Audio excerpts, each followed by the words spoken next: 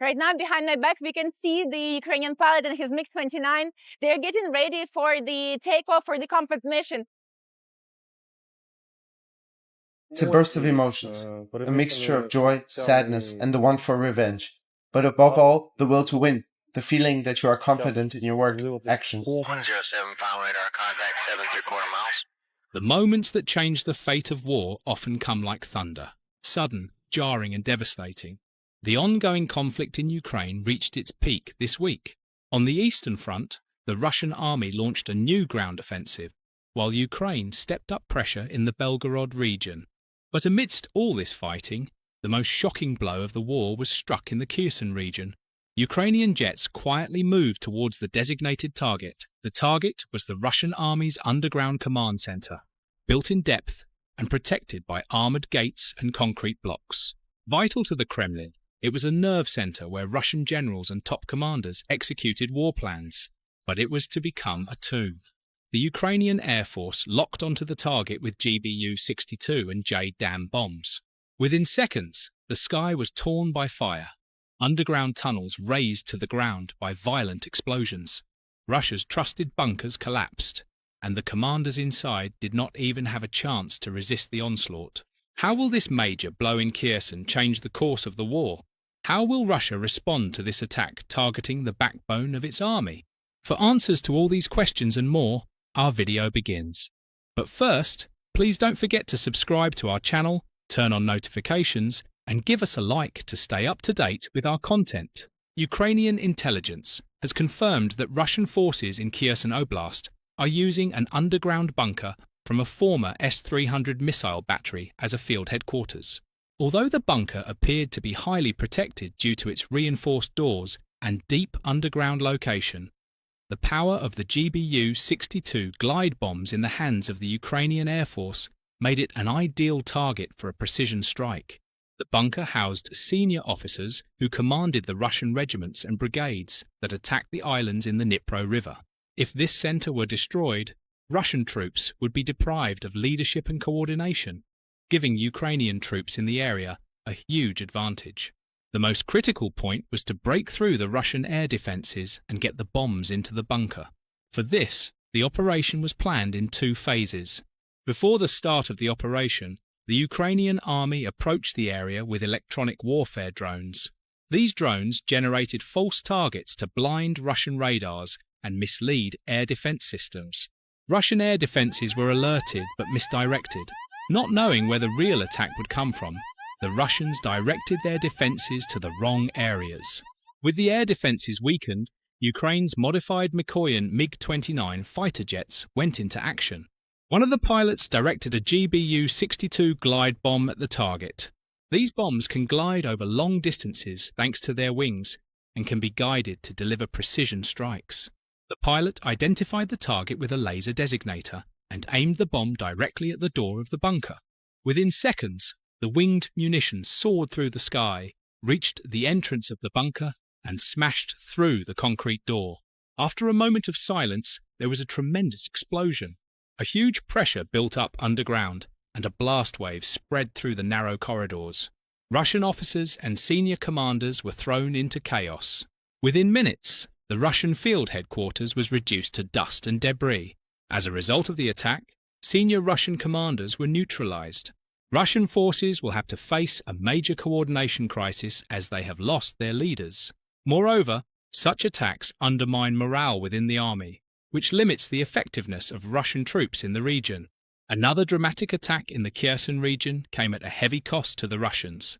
A unit of about a dozen Russian infantrymen marched on a road underpass in Oleshki that they had converted into an underground base. The base of the underpass, with its concrete roof and earthen walls, may have protected the Russians from the ubiquitous Ukrainian drones along the 1287-kilometre front line of Russia's broader 3-year war against Ukraine. The problem for the Russians was that a drone was watching soldiers seeking shelter. Individual Russians, each emitting 98.6 degrees Fahrenheit of natural heat, stood out on the drone's infrared sensor. Shortly after the platoon marched toward the base, a Ukrainian Air Force Mikoyan MiG-29 fighter jet from the 40th Tactical Aviation Brigade dropped 2 French-made hammer slip bombs on the underpass. Both bombs nailed the entrance with an accuracy measured in feet. It is unclear exactly how many Russians were inside the improvised bunker at the time of impact. It is also unclear how many may have survived. But it is worth considering what the blast waves of 2 550-pound bombs would have done to human bodies just a few feet away in an earthen pressure cooker. The immediate liquidation of the Russian infantry unit may not be big news elsewhere on the front line in Ukraine and Western Russia.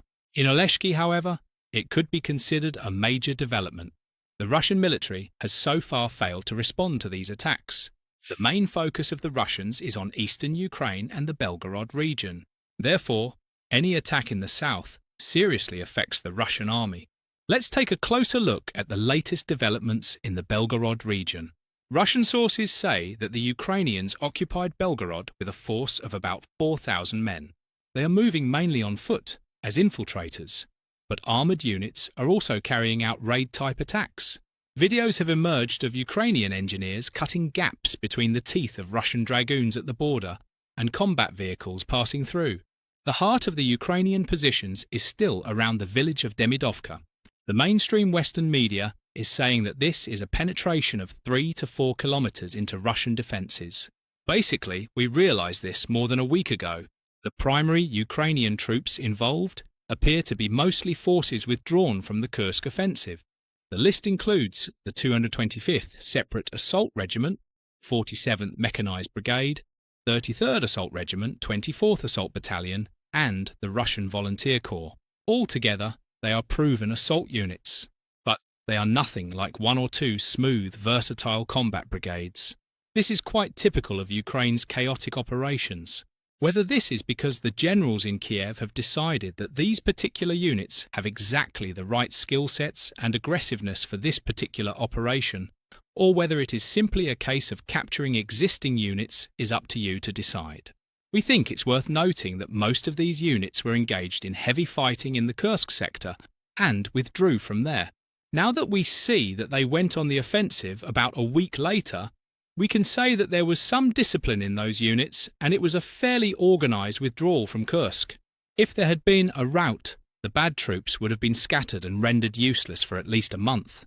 There are also special operations teams from HUR and SSO operating in the area, and at times clearly behind Russian lines. There is pretty strong evidence that some of them are carrying laser pointers, because we can strongly suspect that the Ukrainian Air Force has placed very precise bombs on targets in the Russian rear area that would not normally be so accurate, unless, of course, the Ukrainians somehow found a way to direct the bomb. The teeth of this operation are the 414th Unmanned Aircraft Brigade Taki Magyara, which many of you will recognise as our old friends. Unit information feeds are reporting a very target-rich environment and a high number of kills, and for security reasons we have to wait for video. The Russians are reporting a brutal Ukrainian drone presence. Footage of a Ukrainian drone flown by the SSO zeroing in on a Russian truck modified as an armoured troop carrier. Presumably this was a crew for a BM-21 rocket artillery battery sent to deal with the Ukrainian invasion. We know the 414th's tactics. When they enter a sector, they systematically mine the approach routes. Even an RT-1 crew would probably not be crazy enough to try driving off-road near the battle line. There are unconfirmed reports that the Ukrainians have deployed 3 strong conventional units to the area. On the other hand, the Ukrainian Air Force is known to have carried out a skillful attack on the territory of the Belgorod region. The pilots performed a complex maneuver to accurately drop aerial bombs and hit Russian military facilities. Retired Ukrainian Air Force Colonel, instructor pilot and military expert Roman Svitan explained that such operations are extremely dangerous. According to the expert, you need to be a real professional to carry them out successfully. Deep state analysts report that Ukrainian pilots successfully shot down military facilities in the settlements of Demidovka and Kondratovka in the Belgorod region. Probably GBU-39-62 and JDAM bombs were used for this. The General Staff has not yet commented on this information. According to military expert Svitan, an insidious offensive using aviation is underway in the Belgorod region. An important element of this process is the destruction of stationary military facilities to a depth of 25 kilometers from the border. Due to active Russian air defense, Ukrainian pilots are forced to fly at low altitudes, reaching speeds of over 950 kilometers per hour. When the bomb is dropped, the planning and correction system is turned on, which allows the projectile to fly up to 40 kilometers and complete its combat mission. These operations are extremely complex and dangerous, said that retired colonel of the Ukrainian armed forces. Ukrainian aircraft perform complex maneuvers, often approaching the border below the Russian radio horizon. When dropping bombs, they increase the angle of attack, a kind of hill that allows pilots to be visible to Russian air defenses. To successfully avoid missile attacks and return to their original position, you need to be real professionals. Ukrainian pilots are exactly that. So what do we know about the inventory of the Ukrainian Air Force? Each of the fighter aircraft in the Ukrainian inventory is an eclectic mix of old Soviet MiGs and Sukhois, old Danish and Dutch Lockheed Martin F-16s, and old French Dassault Mirage 2000s. In February, Ukraine took delivery of the first batch of ex-French Dassault Mirage 2005 fighters, modified to carry powerful Scalp EG cruise missiles and Hammer Glide bombs supplied by France. This has significantly increased Ukraine's ability to strike deep into Russian-held territory at a critical juncture in the ongoing war. Scalp EGs are vital to Ukraine's strategy. With a range of up to 155 miles and bunker-busting warheads, these 2,900-pound missiles are designed to target Russian command centres, disrupt military coordination, and weaken their resistance. The exact number of Scalp EGs in Ukraine's arsenal remains unclear, with some estimates suggesting as few as 100 missiles. France is determined to replenish its stocks, but producing these advanced munitions is time-consuming. French ambassador to Ukraine, Gaël Aller, confirmed that new missiles are on the way. Ukraine is also exploring the development of its own deep strike munitions that could be used on Mirage 2005s to extend their operational life. While these munitions are still under development and being tested on former Soviet jets, they could help ensure that the Mirages remain effective if Scalp EG supplies dwindle. On the other hand, fighter jets in the Ukrainian inventory are equipped for precision bombing using a range of satellite and inertial guided glide bombs. American GBU-39s and GBU-62s, French Hammers, and potentially even a new Ukrainian model bomb have a significant presence.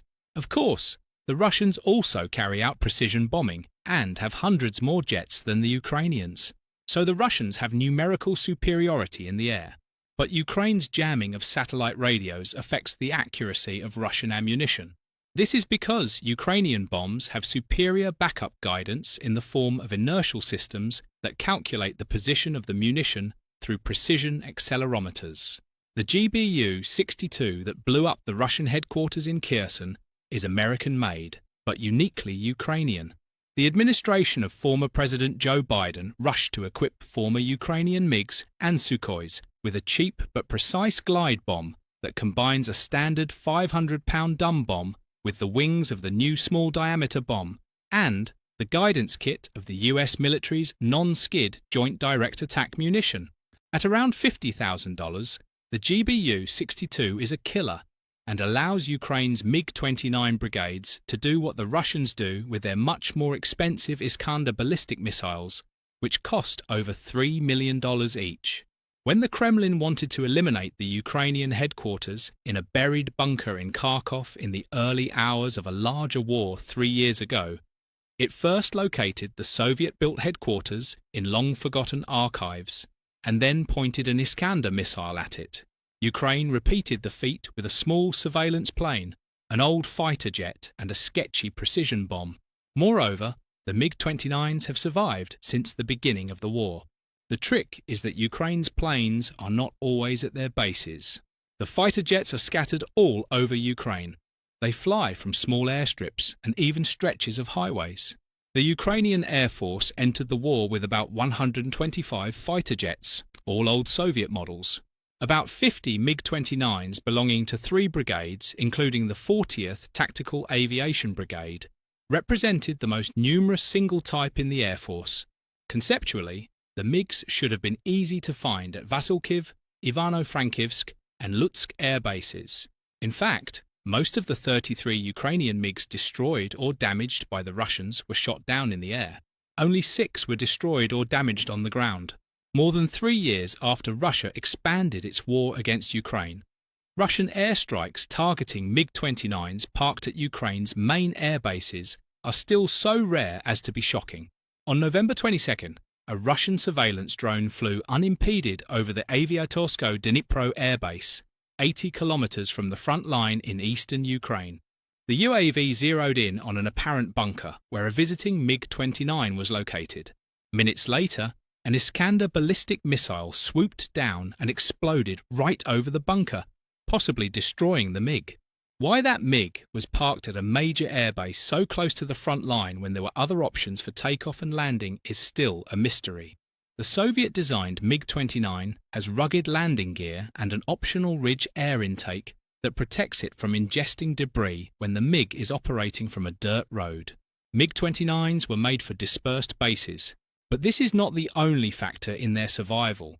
Of course, MiGs can spread out over airfields and highways and operate as long as ground crews can refuel, rearm and repair them. But how do their pilots know when to disperse? By getting help with intelligence, of course, the pilots get some vital information. Colonel Yevhen Bulatsyk, commander of the Ukrainian Air Force's 7th Tactical Aviation Brigade, which flies Sukhoi Su-24 bombers, said that his jets and crews practice disengaging when their airfields are threatened. And they know they are under threat, because Ukraine's NATO allies, especially the Americans, are deploying satellites to track Russian missile launches from hundreds or even thousands of miles away. The value of this intelligence sharing became even more apparent when the United States abruptly stopped sharing. The intelligence freeze lasted only a few days until Zelensky regained Trump's support. Meanwhile, some of Ukraine's high-mobility artillery rocket systems launchers, which launch 6 packs of 660-pound precision-guided rockets each as far as 91 kilometers away, could no longer reliably receive coordinates for the most distant Russian targets 64 kilometers or more away. The Americans were providing much of this targeting intelligence, just as they gave the Ukrainian Air Force advance warning of Russian missile attacks, and gave MiG brigades time to deploy their planes and crews. There is no evidence that nearly a week of intelligence divergence resulted in Russian missiles damaging any of Ukraine's prized MiGs. But a week is not too long a time for the sturdy MiG-29 brigade to disband as a precaution. Given intelligence support, the planes are certainly capable of dealing with extreme conditions. In short, the Ukrainian Air Force, bolstered by advanced technology provided by the West, continues to shake Moscow's defences while dealing heavy blows to Russian troops on the front lines. The successive attacks are causing the Russian army to suffer huge losses in terms of both manpower and equipment. The Russian army, which has lost more than 4,000 soldiers this week alone, is finding it increasingly difficult to resist the attacks. As the pressure on the Kremlin increases with each passing day, it is clear that Vladimir Putin is approaching a strategic turning point. In the face of endless Ukrainian airstrikes and the West's unstinting support, Russia's military capacities are nearing exhaustion. Could all these failures force Vladimir Putin into a lasting peace? We will see how this possibility will take shape in the coming period. Thank you for watching.